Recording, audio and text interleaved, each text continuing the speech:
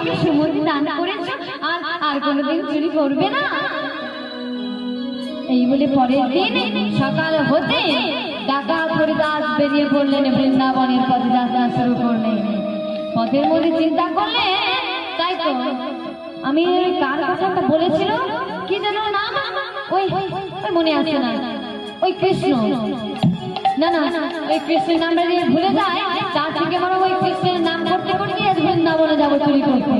তাই কি করছে, কৃষ্ণের নাম করছে, কৃষ্ণ কৃষ্ণ বৃন্দাবন, কৃষ্ণ কৃষ্ণ বৃন্দাবন।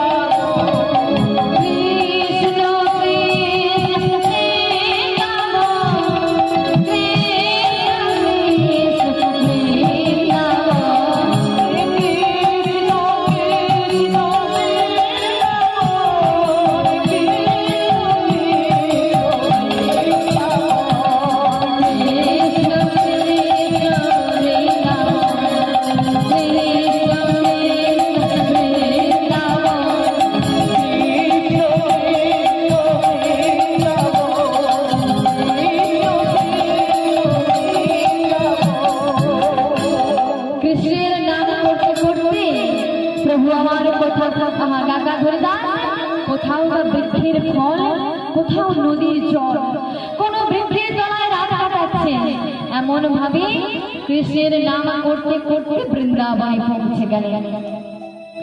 বৃন্দাবনে এদিকে অন্তর্যামী ভগবান আমার চিন্তা করলেন না, ভক্ত এত কষ্ট দুঃখ করে যখন আমার কাছে এসেছে, কোথায় নদীর জল, কোন বৃক্ষের ফল, কোথাও কোন বৃক্ষের তলায় রাত কাটিয়ে অত্যন্ত পরিশ্রম করে আমার কাছে এসেছে, আমার ওকে দেখা দিতে হবে। তাই অন্তর্যামী ভগবানই আমার গোবিন্দ আমার কি করলেন, হরিদাসকে দেখা দিলেন।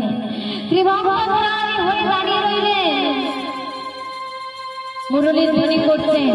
এমন সময় হরিদাস চিন্তা করছে, ওই তো মুরলীর ধ্বনি হচ্ছে, মনে হচ্ছে ওইখানে রয়েছে।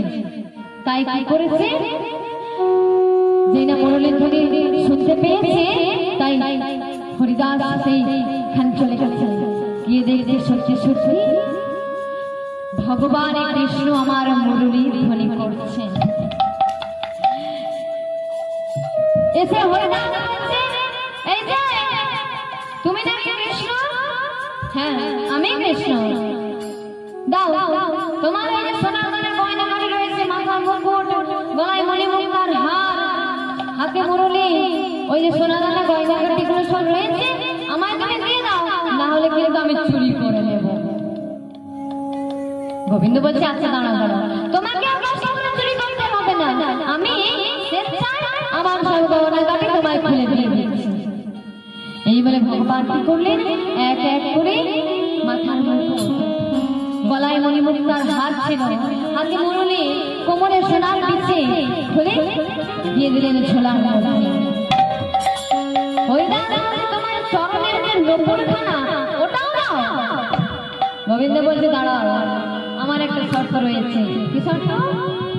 আমার এই চরণের নূপুরখানা তোমাকে নিজ হাতে খুলে নিতে হবে, আর তোমাকে আমার কথা যিনি বলেছেন ওই ভাগবত পাঠক, তুমি ওই ভাগবত পাঠককে এই নূপুরখানা দিয়ে দিও। বলে আচ্ছা বেশ বেশ, তা না হয় দিয়ে দেবো, আপনি যখন সোনা দানা আমি পেয়েছি, আর এই দেবো না হয় সোনা ওকে দিয়ে দেবো। এই বলে ডাকাত হরিদাস সোনা দানা নিয়ে ফিরে এলেন। ফিরে এসে আজও দেখছেন সেই ভাগবত পাঠক ভক্তদেরকে সঙ্গে নিয়ে হাত হাত আলোচনা করছেন। মাগো এমন সময় হরিদাস সেই ভাগবত পাঠকের কাছে ঝোলাটা রেখে তার হাতে নূপুরখানা দিয়ে বলছেন, এই দেখুন এই নূপুরখানা জোড়া আমাকে দিয়েছে, আর এই সমস্ত গহনা আমায় দিয়েছে। ভাগবত পাঠক নূপুরখানা হাতে নিয়ে বলছে, তাই কিন্তু সত্যি আমার ভগবান শ্রীকৃষ্ণের চরণের নূপুরখানা।